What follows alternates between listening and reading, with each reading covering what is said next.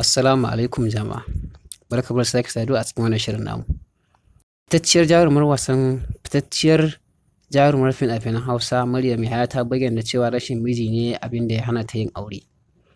Maryam Yahaya ta bayyana haka ne a yayin tattaunawa da ta yi da gidajen rediyo inda ta ce, da aure da mutuwa duk lokaci ne, idan lokaci na yayi zan ɗaga, babu miji ne ku fito ku aure ni, rashin miji ne ya hana ni yin aure. Kun san maza na wuya a yanzu.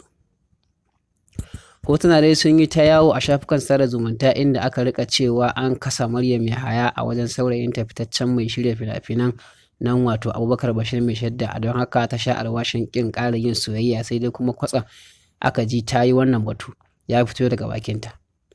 Sai dai a wata tattaunawa da gidan rediyo ta yi da Abubakar Bashir mai shadda ya tabbatar mana da cewa tabbas a baya sun yi soyayya da Maryam, amma Allah ne ba zai yi aure ta ba, domin a yanzu haka ma an kusa bikinsa kamar yadda ya shaida mana. Matashiyar jarumar dai tana ɗaya daga cikin manyan jaruman da tauraruwarsu take haskawa a masana'antar fina-finan Hausa a wannan lokaci. Idan ba ku manta ba dai a kwanakin baya wani bidiyo ya yi ta yawo a shafukan sada zumunta na zamani na nuna jarumar cikin kayan bacci wadda ma bata ma san ana ɗaukata a hoton ba. Masoyan Maryam sun yi Allah wadai da a wancan bidiyon.